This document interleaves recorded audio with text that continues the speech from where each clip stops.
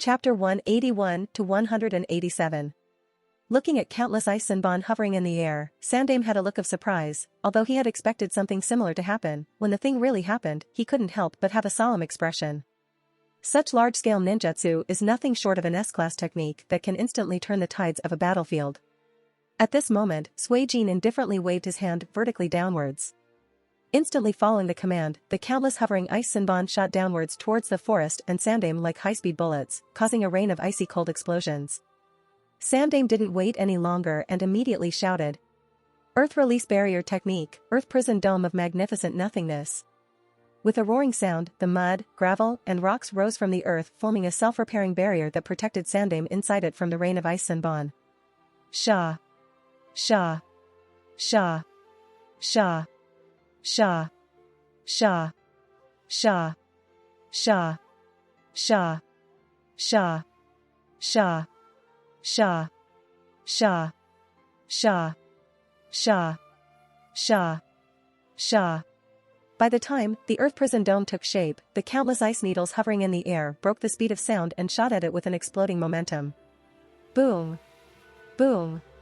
Boom. Crash. Crack. Break. Whoosh. Freeze. Wherever the Senbons hit, the deep pits will be left on the grounds, the trees were broken into small wood chunks, the earth dome itself continued collapsing and repairing. Although the Senbons themselves aren't very strong, when they hit their target at the speed of breaking the sound barrier, then there isn't much that can be sustained in the face of such an attack. The Earth Dome however kept breaking and repairing at an astonishing speed. Sandaime, who was hidden inside the Earth Dome prison, pressed his hands on the dungeon wall and actively poured his chakra with everything he had to maintain the barrier.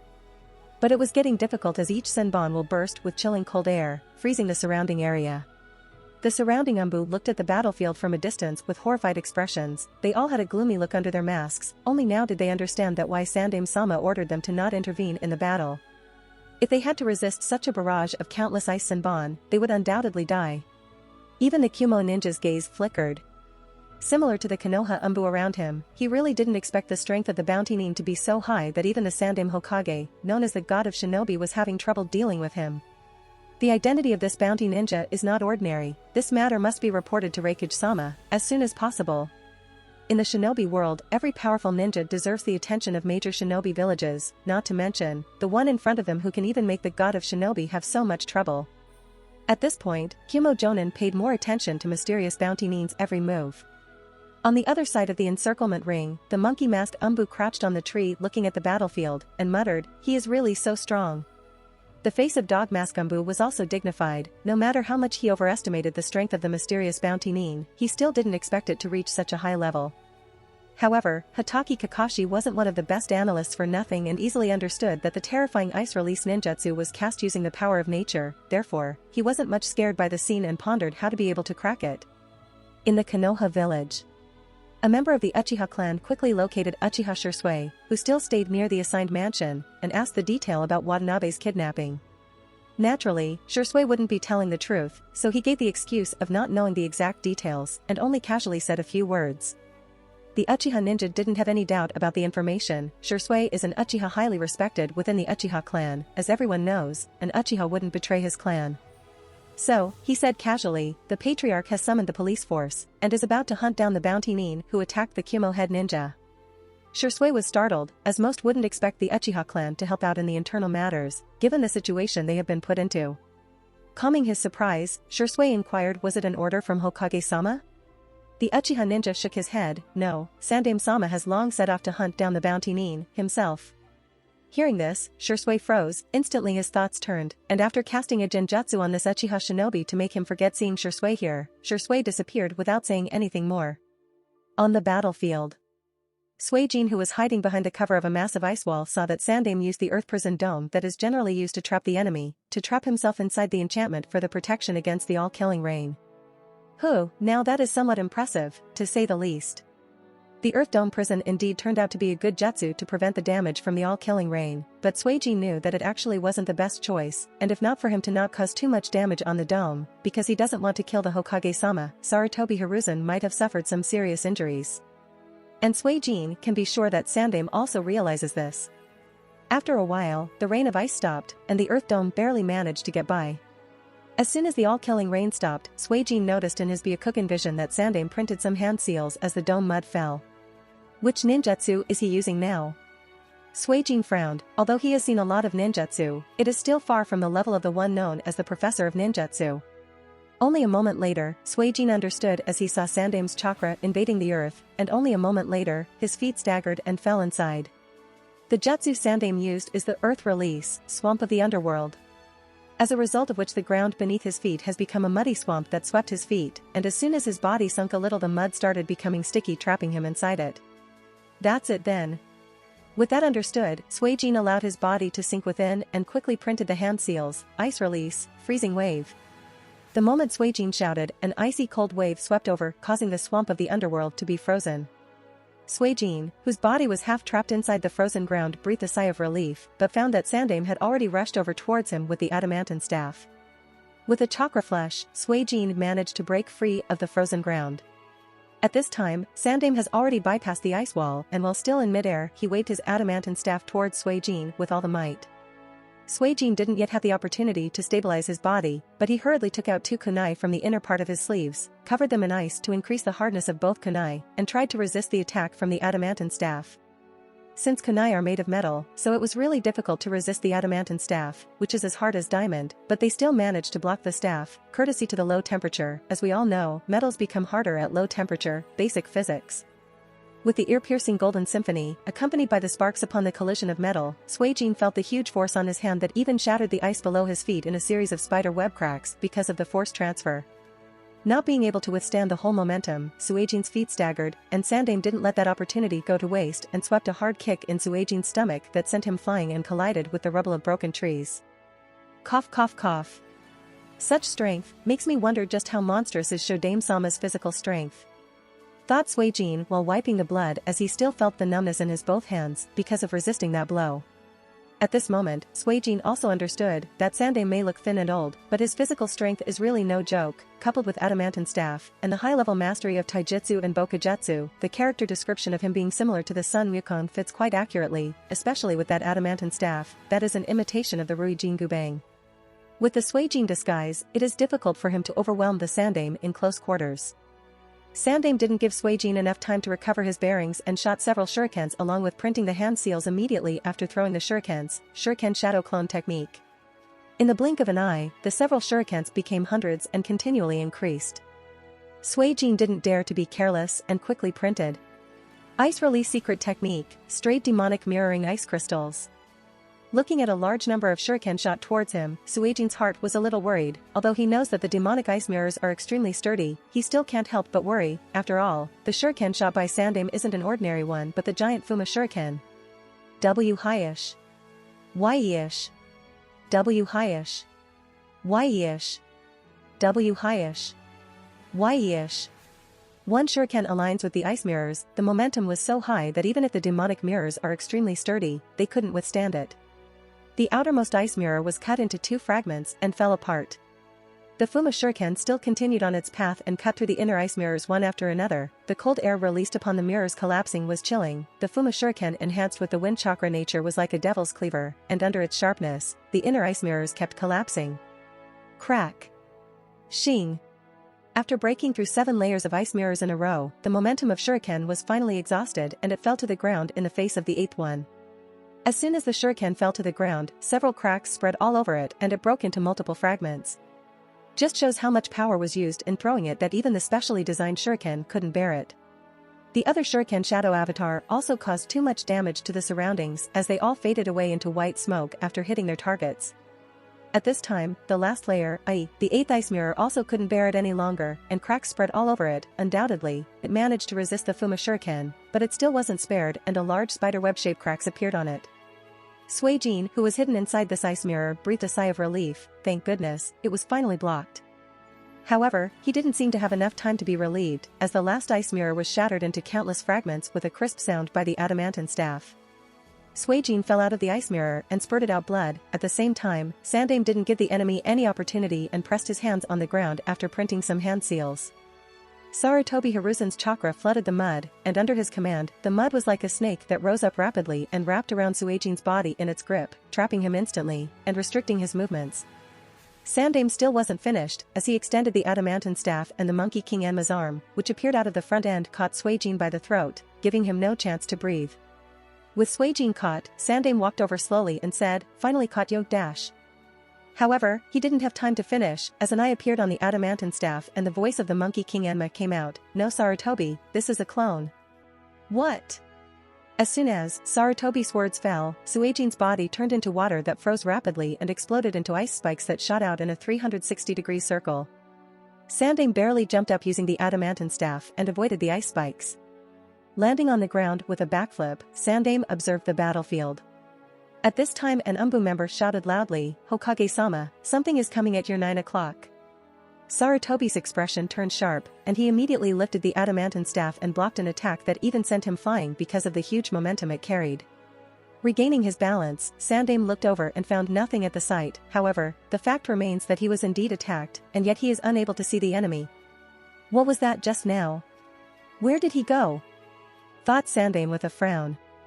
Hokage-sama, he is coming from your right. Another voice of the same Umbu came. Unsurprisingly enough, Sandaime suddenly felt the sharp wind coming from the right and hurriedly blocked in the same way, and again he saw nothing and was again sent flying. Most of the Umbu ninjas watching this were shocked. It's like something invisible is attacking Sandaime. The same thing kept happening, the same Umbu ninja kept giving directions, and Sandaime kept trying to defend himself, yet it seemed as if no one was able to understand what was happening. Sandaime, who tried again and again but failed to defend, thought at this moment, it's as if he has gone invisible, dash. Wait, invisible. That's it, but how did he become invisible, and why is Dog able to see his tracks? Does he possess another jutsu to turn himself invisible, muttered Sarutobi, as he was sent flying to the other side of the battlefield and heavily collapsed in the rubble. The Umbu ninja had cold sweat on their foreheads, couldn't fathom just what in God's name was happening here. Sandaime came out of the collapsed rubble while wiping away the blood from the corner of his mouth and looked at the battlefield with sharp eyes. At this time, a sound resounded on the battlefield. What do you say, Sandaime Hokage Dano, would you like to continue? Or shall we put an end to this farce? I have understood the principle of the technique you have been using, said Sandaime as he rotated the staff in his right hand. Oh, do enlighten me? Came out Suijin's curious voice. It is simple actually when one calmly thinks about it. Somehow, you are able to change the characteristics of your body from opaque to translucent and then lower the refractive index of your body to that of the surrounding air. This way, no light is reflected or refracted from your body, making you invisible, isn't that right? Ho ho ho, as you'd expect from the one known as the professor, your analysis ability is really beyond incredible. Suijin said as if he was genuinely impressed.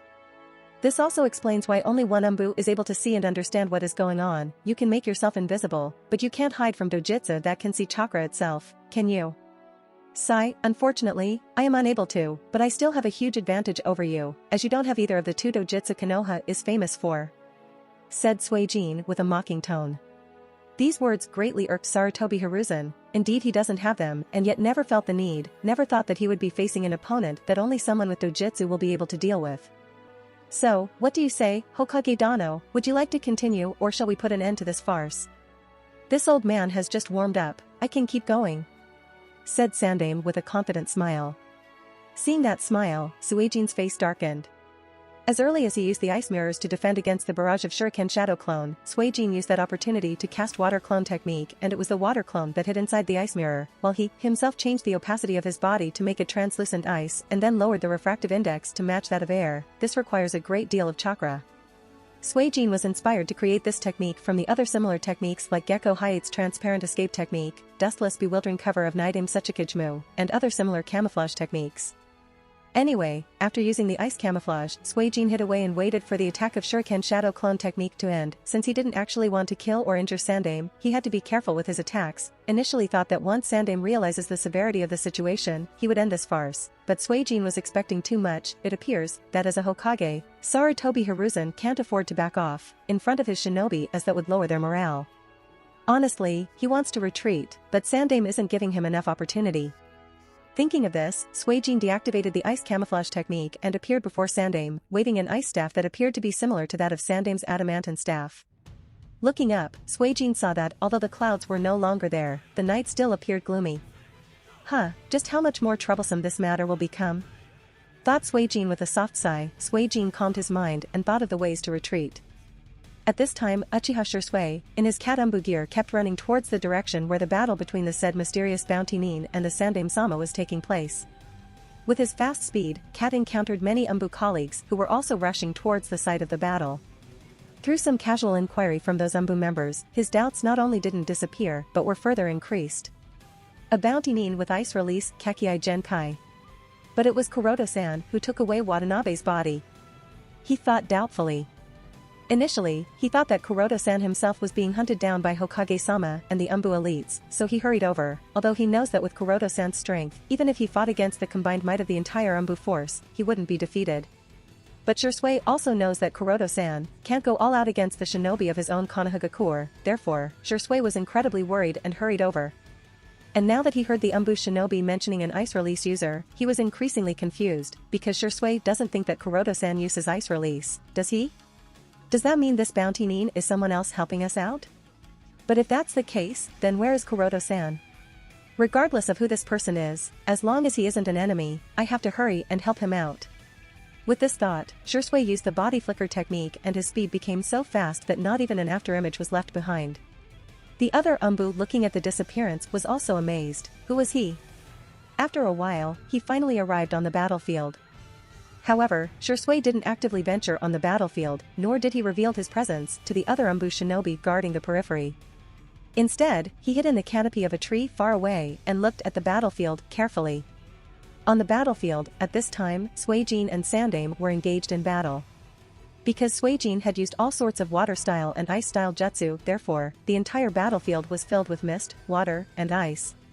Seeing this scene, Shisui muttered, "Sure enough, Sandaime is fighting a bounty nin who has the ice release Kakei Genkai." After conforming to this, Shisui hesitated whether he should intervene, and if he should, then which side should he help out? It stands to reason that as a Konoha shinobi, Shisui should assist Sandaime to capture the bounty nin, but if the bounty nin was entrusted by Kuroto-san to help in dealing with Watanabe's corpse, then Shisui isn't sure. If the bounty nin is captured, and if he is carrying the dead body of Watanabe, then the fact of Watanabe's death at the hands of the Hyuga Patriarch will be exposed. If the truth is exposed, then Kumogakure will take the initiative to pressure Hokage-sama, and Konoha will be in the dilemma to either sacrifice the Hyuga Patriarch or go to war with Kumo. Shisui doesn't want Konoha to go through either of the situations, therefore he has only one option left. For the sake of the peace of the village, this bounty nin must not be captured. After making up his mind, Shisui calmed himself and put on a black cloak. With that done, his figure disappeared and came to the side of two Konoha Umbu guarding at the periphery. Who is Dash? The two Umbu were startled by the sudden presence next to them, but before they could react, both of them fell asleep. After dealing with two Umbu, Shisui looked at the battlefield. With a retreat route secured, he immediately jumped to the canopy of the tree and immediately shouted, "Fire release, great fire annihilation." In an instant, a huge sea of fire exploded out from Shisui's mouth and covered the entire battlefield. The sudden sea of fire from the periphery of the encirclement circle stirred up the situation on the battlefield. With his rich experience, Sandaime knew that resisting such a large-scale fire release ninjutsu is not a wise action and, therefore, he sank on the ground slightly and extended the adamantine staff to make a high backward leap and dangerously avoided the sea of fire. Suijin on the other hand smirked and made a few hand seals, his chest expanded to the limit, and shouted, "Water release, great waterfall technique." The sea of fire collided with the huge waves of water that led to the formation of water vapors, and the entire battlefield was instantly covered by mist. Suijin could instantly make this move was because, in his Byakugan vision, Suijin noticed Shisui's arrival the moment two Umbu ninjas were put to sleep, therefore, the moment Shisui used the fire-style jutsu, Suijin used that opportunity and covered the entire battlefield in water vapors. The dense cover of mist didn't hinder his Byakugan vision, and after disappearing from his spot, Suijin immediately flickered next to Shisui and whispered lightly, "Come on, let's go." Shisui, however, put a knife at the throat of Suijin, and asked in a deep voice with his Manjikyu Sharingan spinning and chakra brewing in those eyes, "Who are you?" Suijin was left speechless and flicked Shisui's forehead in annoyance, "Is that how you are going to talk to me now?" Shisui was confused, and then, as if realizing something, he asked carefully, "Are you Kuroto-san?" "Well, yeah," nodded Suijin, and added, "Don't be in a daze, if the old man catches us, let alone us, even the Hyuga and the Uchiha clan will be in great peril." "But, when did you learn ice release?" asked Shisui as he followed after Suijin. "Not too long ago," Suijin just lightly answered. And the two people disappeared away in the thick cover of mist. In the middle of the battlefield. In the thick cover of fog, Sandame's face gradually turned gloomy. The night is already very dark, making it difficult to look through eyes, and now the battlefield was covered in thick mist, not to mention the enemy has a jutsu that turns him invisible, therefore, Sandame has to be very cautious. What's more, the sudden appearance of fire release jutsu shows that the enemy has accomplices with him, and if that's the case then how many, is there only one or are there more than one? Is the strength of the accomplice the same level as this bounty nin? So many questions, and each more worrying than the other.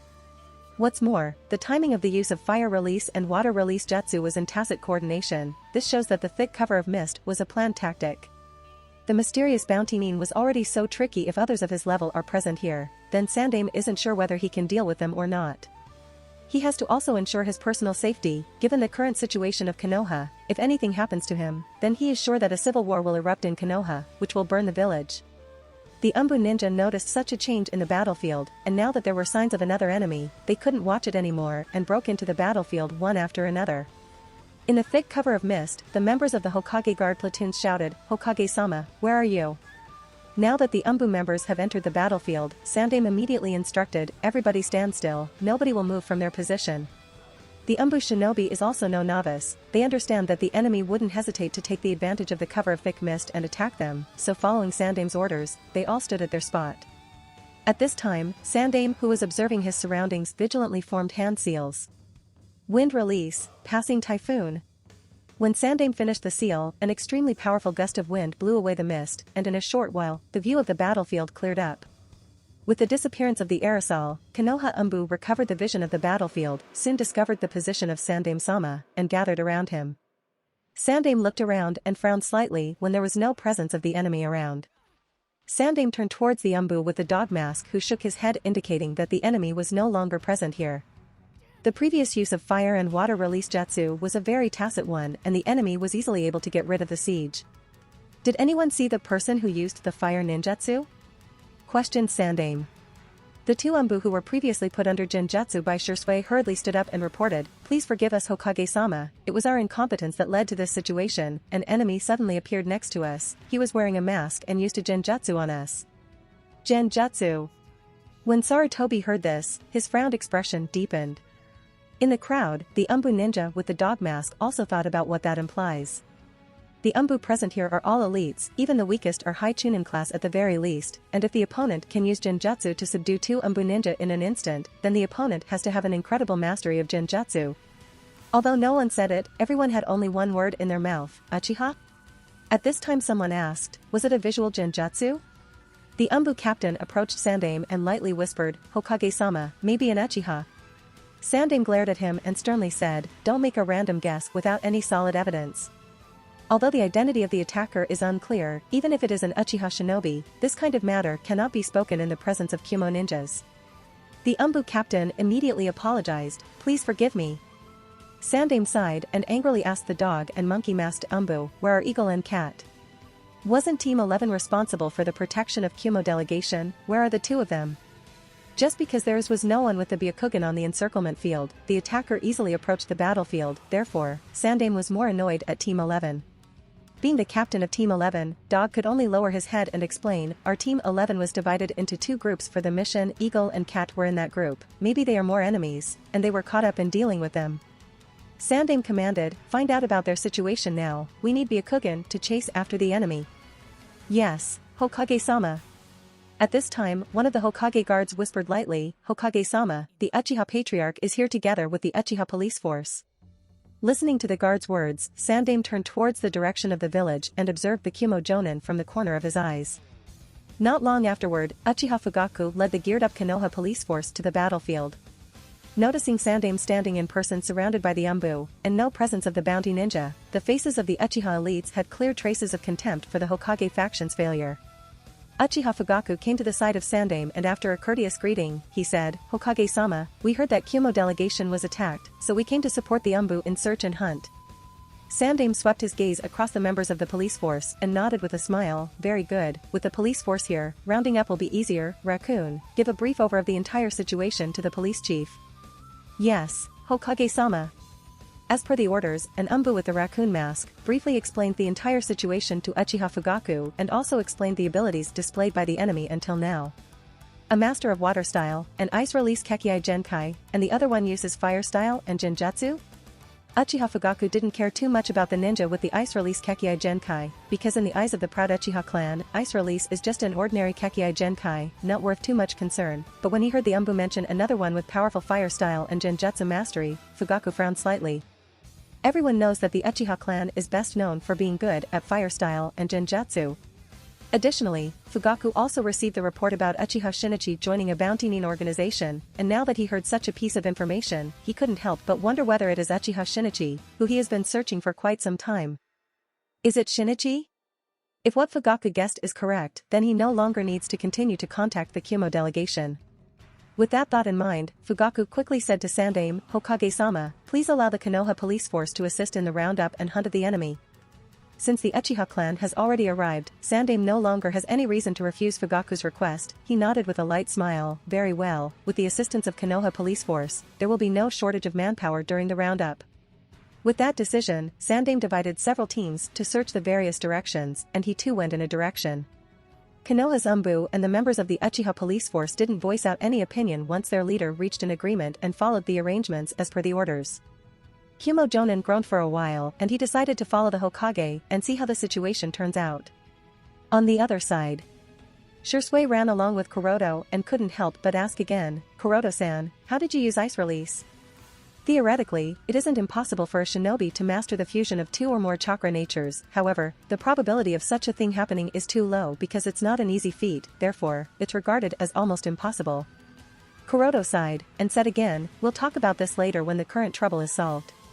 After a short pause, he asked, "Since you knew that Sandaime personally came to catch the culprit, why did you come so late? If you didn't show up when you did, things would have become more troublesome."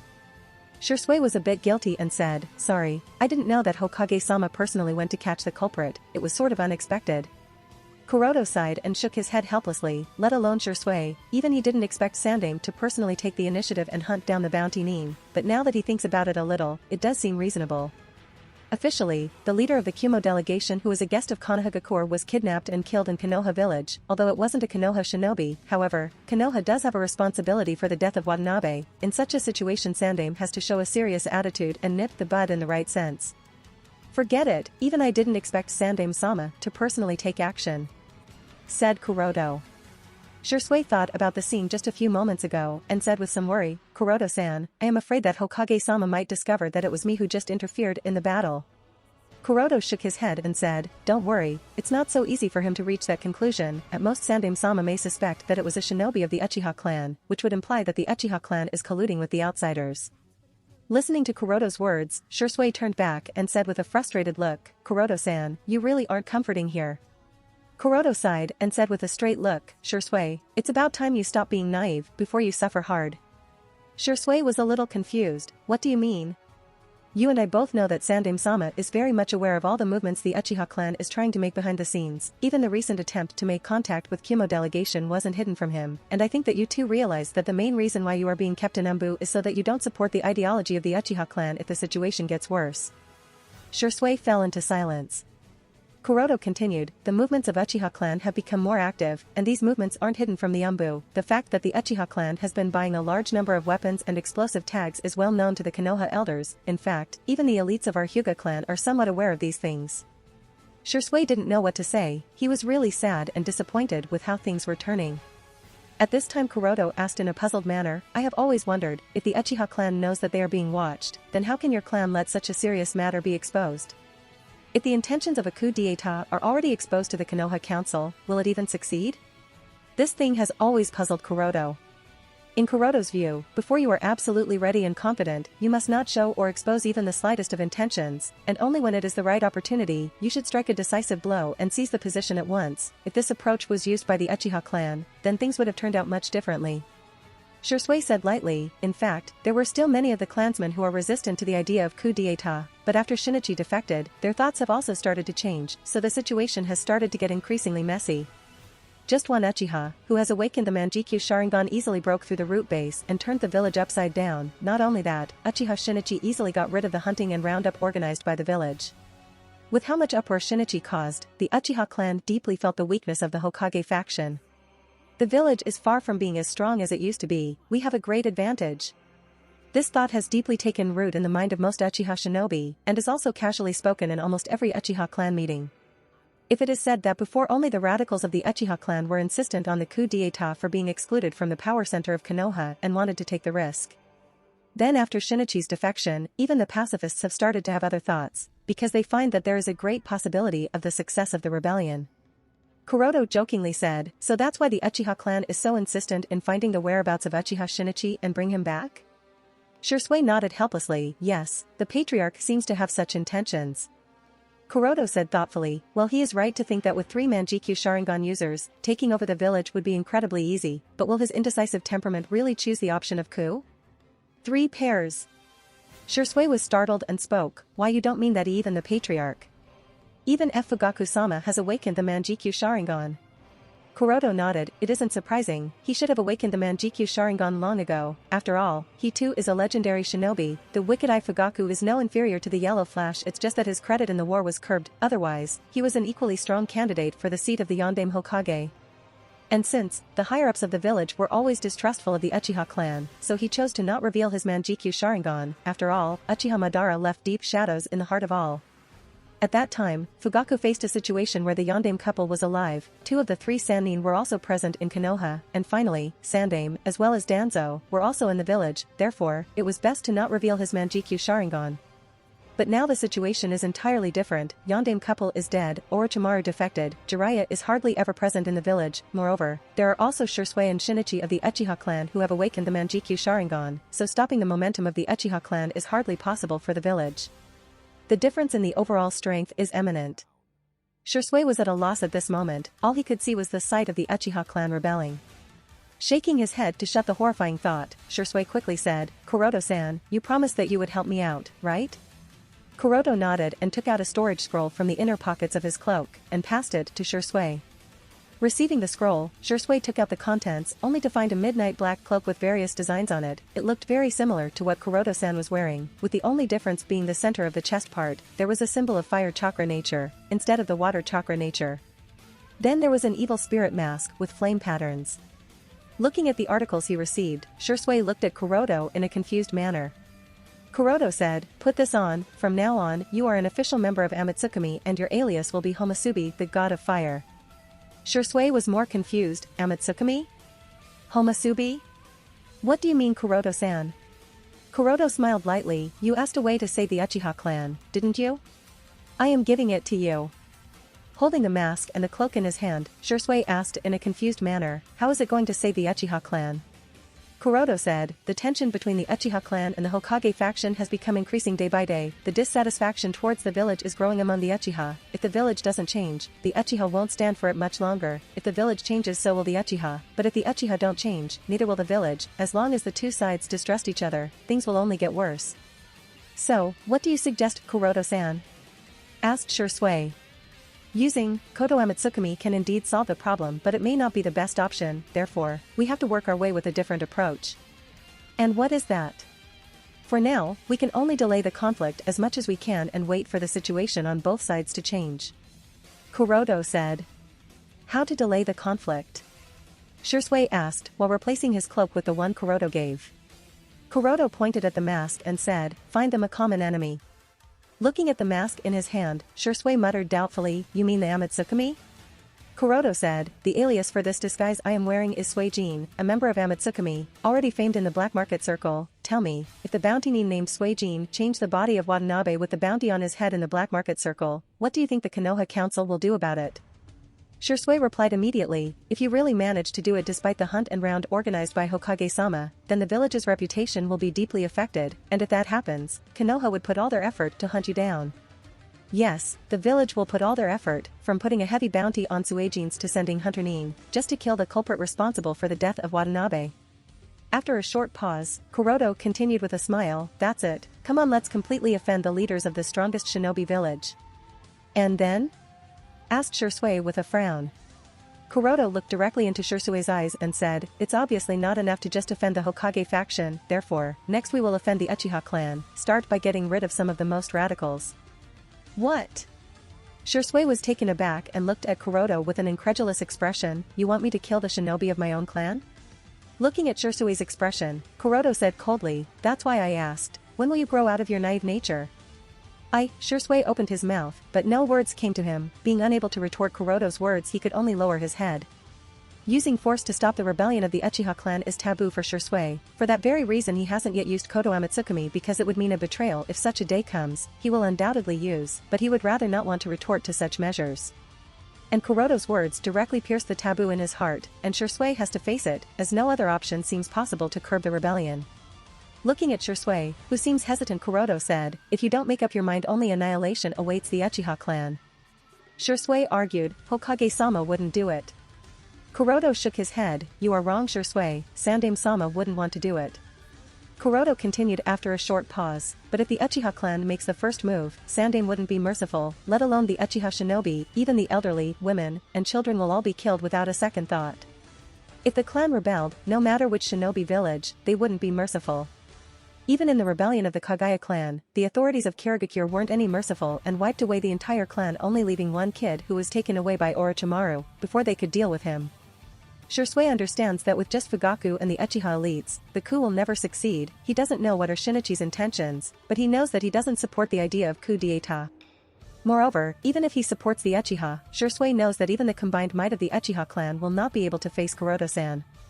Obviously, the strength displayed by Kuroto for only a few seconds during their mission to destroy the Kumogakure warehouse in the Land of Lightning has been deeply engraved in Shirsui's mind. Therefore, compared to the idea of the entire clan being wiped out, Shirsui seemed more acceptable to clean out the most radicals. After some hesitation, Shirsui finally sighed and asked, "Then, how many people do you suggest be killed?" Kuroto thought a little and said, "Kill until the entire Uchiha clan is madly pointing their weapons at Amatsukami." Kuroto's idea is straight and simple. Slap the face of the top authorities of the village, ridicule, and anger the Uchiha clan, therefore attracting resentment from both sides to Amatsukami. Anyway, the so-called Amatsukami is just an empty shell organization that Kuroto made up, therefore it's most suitable to attract the hatred of both parties. Shirsui held his head in distress, "But I can't do it. How can I kill my own clansmen?" "If you are worried about that, then you have to think of it in the manner that it is not Uchiha Shirsui who is doing such a thing, but Amatsukami's Homasubi." Kuroto continued after a short pause, "If you are still reluctant to be the one killing them, then let me take care of that part. Every Uchiha shinobi with a fully mature Sharingan is valuable. One will generally find the Uchiha with a fully mature Sharingan to be the extremist and radicals. After all, if one doesn't even have the necessary strength, then how can they voice out their opinion actively?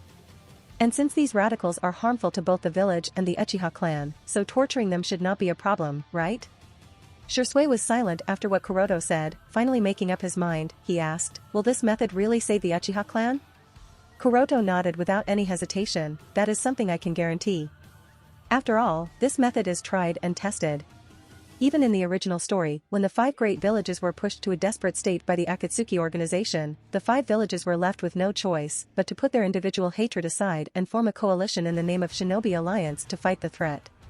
Therefore, this method has been tested and can obviously be used here." Getting a positive reply from Kuroto, Shirsui grit his teeth and finally put on the Homasubi mask. With Shirsui's acknowledgement of his new secret identity, Kuroto smiled and patted his shoulder, "Don't worry, I assure you that you would never regret this decision." "I hope so, Kuroto-san," said Shirsui. "One thing to keep in note, never call the other member by their original name when you are wearing this disguise. So currently you are Homasubi of the fire chakra nature, or better yet, god of fire, and I am Suijin, of the water chakra nature, or better yet, god of water also. San, Chan, Kuen, Sama, Dano, etc. will not be used, just simple and straightforward alias, understood?" Kuroto. "Understood, Suijin," said Homasubi. "Alright, now that's clear, we will be going to the black market bounty exchange shop," said Suijin. Homasubi nodded and the both of them disappeared from their spot. Suijin thought of something and said, "When we start with the radicals of the Uchiha clan, make sure to pick out pair of siblings as the priority target." "Why?" Homasubi asked in confusion. Suijin thought about it a little and didn't reveal the real reason and said casually, "Eliminating sibling pair should have a much greater impact." His real purpose is obviously to torture out the siblings with fully mature Sharingan to see if the both of them awaken the Manjikyu Sharingan, and if they do awaken, then obtain a pair of eternal Manjikyu Sharingan. Since the probability of such a thing happening is too low, therefore, Suijin didn't explain it. But after the idea was born, Suijin felt that it was worth trying.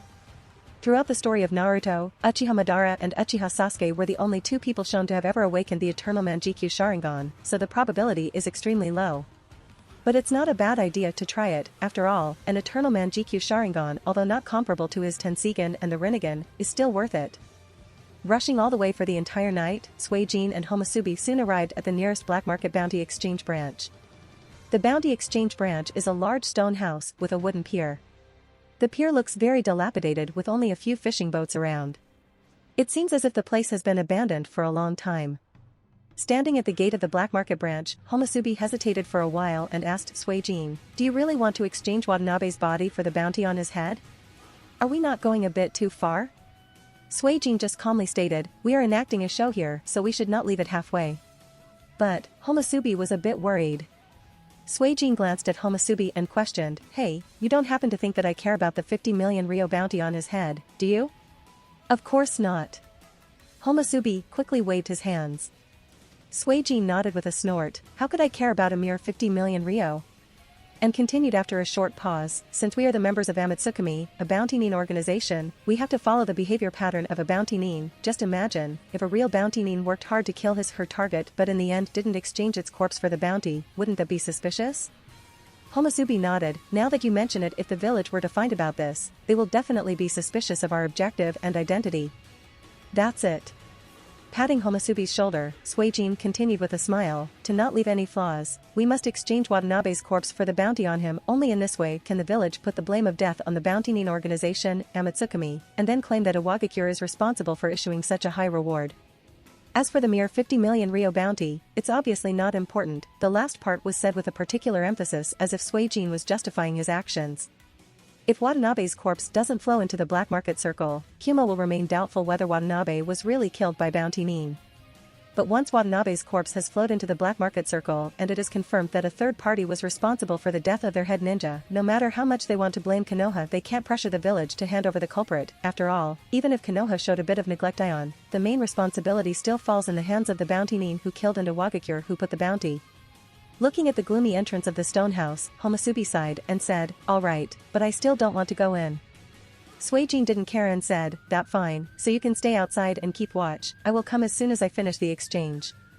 On a small boat, not far from the pier, Sasori of the red sand, wearing the Akatsuki traditional black cloak with red clouds print, glanced at the corpse placed on the corner of his foot and said with a frowned expression, "Can't you put this corpse in a sealing scroll? It's almost rotting." Kakuzu replied with a gruff tone, "Why bother, we will be there soon enough." "Humph, I must change the partner after dealing with Orochimaru." Sasori snorted and turned to the side. Sasori feels upset when he looks at Kakuzu, who has absolutely no understanding of art and doesn't care about anything aside from money. The more he has been traveling with Kakuzu, the more annoyed he has been getting.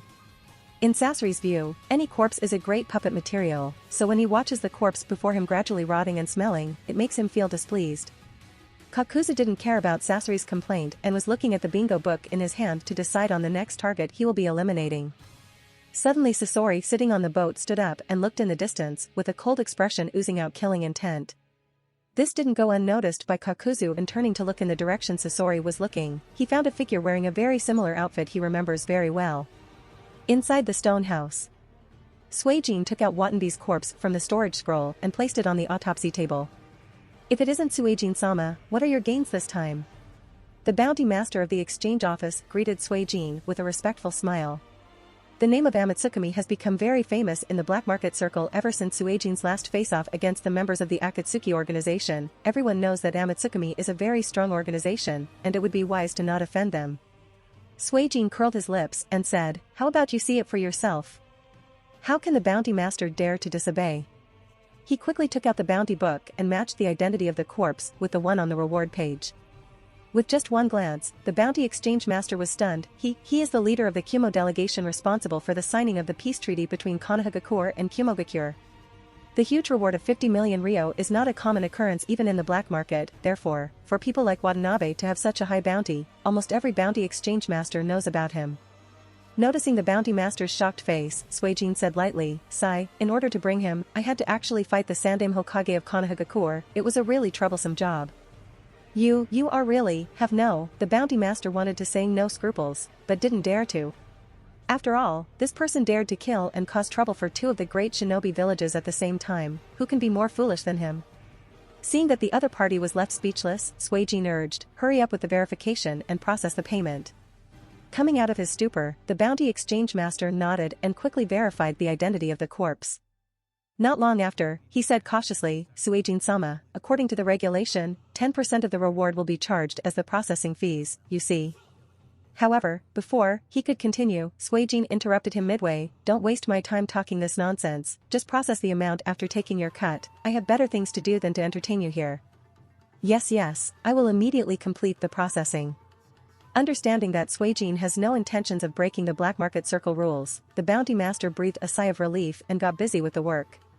Although there is a descriptive code of conduct of the black market circle, the really strong individuals often tend to ignore these rules. And since Suijin didn't have any intentions of breaking the code of conduct, the bounty master was undoubtedly relieved. Soon after, he brought out a wooden box, carrying the processed amount in cash. Receiving the box, Suijin coldly said, in the last payment I received, many bills were worn out and damaged, this time it won't happen, right? Bounty master shook his head quickly and said, there will no such problems, you can check it out to make sure. Suijin activated the Byakugan and carefully scanned the box, and found that the bills were indeed fresh this time. Giving a nod, Suijin prepared to leave. However, at this time, he suddenly sensed the presence of two huge chakra sources that came outside the stone house. At the gate. Seeing the two ninjas in similar outfits aggressively coming towards him, Homasubi asked, carefully, who are you two? Sasori sneered, it isn't the Suijin we were looking for. Although Homasubi didn't know the previous grievances between the Akatsuki and Amatsukami, the open hostility expressed by the opposite two was obvious to him, so again asked, what do you two want to do? Looking at the different patterns on the face and the mask, Kakuzu questioned, are you another member of Amatsukami? But you don't look very strong at the first glance. At this time, Suijin walked out of the stone house, but his eyes were not looking at the two people of the Akatsuki organization, rather, he was more focused on the forest past Kakuzu and Sasori. Out came Sandaime Hokage together with many Konoha Umbu towards the bounty exchange branch. Shit! Cursing heavily while looking at the incoming monsters, Suijin placed the wooden box containing money in front of Sasori and Kakuzu and quickly took out a storage scroll from the inner part of his cloak to seal the money. Kakuzu glanced at the familiar box and judging by the size alone, he calculated the possible amount it contained and said, it seems that you took care of a rather good target. While Kakuzu was looking at the box of money, Sasori's attention was on the left arm of Suijin. Huh. His left arm was obviously cut away by me, did he attach a fake arm or did he possess a technique to regenerate the said arm? In the previous battle between the two, Sasori used his ice puppet to cut Suijin's arm as well as severely injured the other party, not he sees that the RM seemed to be perfectly intact, so he couldn't help but be surprised. While sealing away the cash box, Suijin said with a smile, the two of you will have to forgive us for the upcoming trouble you will be facing. Sasori said with a frowned expression, what do you mean? His words didn't fail and the sound of breaking wind appeared from the woods at the back. And with the sound of breaking wind, the Umbu as well as the Uchiha police force shinobi came out of the woods. The person leading them was none other than Sandaime with his adamantine staff in his hand, followed by Uchiha Fugaku, the patriarch of the Uchiha clan. Both Kakuzu and Sasori were taken aback by the sudden appearance of such a large force. Sarutobi Hiruzen may have been getting old, but his reputation is unquestionable. And even if Kakuzu and Sasori are lawless and rebellious, both of them still have to be very careful in the face of the god of shinobi and the wicked eye. Puff. With a cloud of white smoke, the wooden box was sealed in the scroll by Suijin and placed inside the inner part of his Amatsukami cloak. After doing the work, Suijin said to Sandaime with a chuckle, Hokage Dano, I advise you to be careful before you make any move, all four of us are here Kage-level shinobi, it would be better that you think this through. Hearing Suijin's warning, Sandaime observed the two and instantly the identities of the two flashed were confirmed, Kakuzu, S-class missing nin from Takigakure, and Sasori of the Red Sand, S-class missing nin of Sunagakure. Kakuzu has been alive and working as a bounty nin for decades already, so his information is not that hard to find and has been recorded in the archives of Konoha, and Sasori is the famous genius puppet master of the Sunagakure Puppet Brigade, so Sandaime easily recognized the both of them. While Sandaime was observing the two members of the Akatsuki, Uchiha Fugaku's eyes fell of Homasubi. Being watched by the patriarch, Uchiha Shursui, who was wearing the Homasubi disguise was very guilty and nervous, his heart almost came out of his throat, he didn't expect that not only would Sandaime chase, but even the Uchiha police force would catch up so quickly. Neither Kakuzu nor Sasori are idiots and understood that the two members of Amatsukami have probably offended and caused some big trouble that even led the Sandaime Hokage to personally chase after them. At the same time, they were also thinking about how to make their way out of this trouble, as staying here would be rather troublesome. Noticing Kakuzu and Sasori's expression, Suijin said, "I am afraid to scare you by revealing this, but I sincerely believe that there is something you must know before you decide on your further actions, Hokage Dano." "And what is that, your last wish before death?" Sandaime questioned coldly. "I am afraid not, but it is of great importance. You see, the person next to me, the young-looking kid with red hair, is Sasori of the Red Sand. I am sure you know this, but what you may not know is that he is responsible for assassinating the Sandaime Kazekage of Sunagakure, and is an indirect fuse to starting the Third Great Shinobi War. In fact, you will more surprised to hear that he turned the corpse of the Sandaime Kazekage into a human puppet." "What?" Everyone couldn't help but shout in shock. And that's not it. The person with the corpse in his hand is one of the strongest and most experienced shinobi, and probably the oldest one to be currently alive, a member of the Akatsuki organization, and I am sure you would again be surprised to hear that he attempted to assassinate the Shodaime Hokage Dano of Konohagakure. "Nanny!" Hearing Suijin's description of Sasori, everyone exclaimed in shock, but hearing the deeds of Kakuzu, the Umbu elites, members of the Konoha police force, the Uchiha Patriarch, Sandaime, as well as Homasubi exclaimed in shock. As the elites of Konoha, they have more or less heard the names of the two S-class missing men, but the fact that one is responsible for the death of the strongest Kazekage and the other attempted to assassinate the Shodaime Hokage, this is the first time they heard such a piece of serious information. Not to mention, Umbu and police force, even Sandaime and the Uchiha Patriarch were highly surprised. The inexplicable disappearance of Sandaime Kazekage has been a mystery for a few years now, and it was the disappearance of the strongest Kazekage that Suna blamed Konoha and declared war in the name of revenge. Hearing such critical information, even Uchiha Fugaku has to pay attention to Sasori and Kakuzu. Suijin suddenly held his forehead and said with a fake tone of guilt, I am sorry, I forgot that Konoha and Suna are allies. It seems that I shouldn't have leaked such important information. Konoha has already been under pressure from Kumo, now they can't afford to let go of their ally i.e. Sunagakure. Therefore, Sandaime must catch the culprit responsible for the death of the allies missing Kazekage, because if he doesn't it would be difficult to explain this to the Yondaime Kazekage and seek assistance from Sunagakure in the future. With every word that came out of Suijin's mouth, Kakuzu and Sasori's expression turned gloomier. When Suijin mentioned them killing Sandaime Kazekage and attempting the assassination of Shodaime Hokage, both of them were very surprised and suspicious. They understood that Suijin knows the information about their shadows, but couldn't figure out how he knows that. Sandaime observed the four and finally made up his mind. One side is the combination of the two missing men who attempted the assassination of Shodaime Hokage-sama and killed the Sandaime Kazekage of the allied village, while the other side is the combination of two unknown individuals who dealt with just a mere head ninja of Kumogakure. Now that he has encountered such a choice, Sandaime will obviously not allow the first party to escape. There is not even a matter of consideration and the choice is clear. With that decided, Sandaime took a deep breath and shouted, "Don't let the two of them escape." With Sandaime's order, the opposite side rushed here. Suijin turned towards the two Akatsuki members who were fuming at him and said with a chuckle, "I am grateful for the two of you acting as decoys for us and hope that you two make it through alive." "You bastard!" cursed Kakuzu and Sasori. Suijin raised his hand to say thank you and then flickered at the sight of Homasubi and whispered lightly, "Let's go."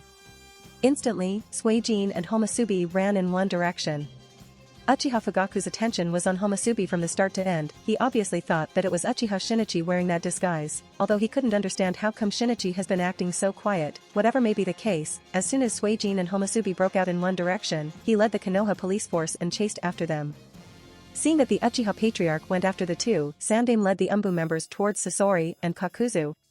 Sasori and Kuroto glanced at each other, and after nodding to each other, both of them turned around and fled in the opposite direction. Even the corpse Kakuzu was carrying was discarded and thrown aside. Homasubi glanced back and noticed Uchiha Fugaku at the tail and questioned in a panic, "Suijin, what should we do next?" Suijin noticed that Sandaime-sama led the Umbu members to chase after Kakuzu and Sasori, and sighed in relief, "Don't worry, let's just introduce Amatsukami to the prideful and arrogant Uchiha clan." Homasubi nodded, but with a great amount of guilt. Although he has made up his mind to take action against the extreme radicals of the Uchiha clan, when the time really came, he still had hesitation in his heart. Sighing heavily, he made up his mind inwardly, the one doing this is not Uchiha Shursui, but Homasubi, the member of Amatsukami. Repeating this sentence several times in his mind, he finally hardened his eyes. With that decision, two battle circles gradually opened up. The two members of Amatsukami were in the middle of the dense forest, while the two members of the Akatsuki fled downstream along the river. With Sandame too far away, Suijin immediately said to Homusubi, "We can start." After immediately turning around, Suijin printed several hand seals and shouted, "Water release, great waterfall technique." Homusubi also flickered, stepped on the great waterfall, and directly pounced on Uchiha Fugaku. If you want to support me, check out my Patreon at https://www.patreon.com/Kaioshin. I tend to polls that decide important plot stuff in my P at Trian. Many thanks to my awesome patrons. Ben Phillips.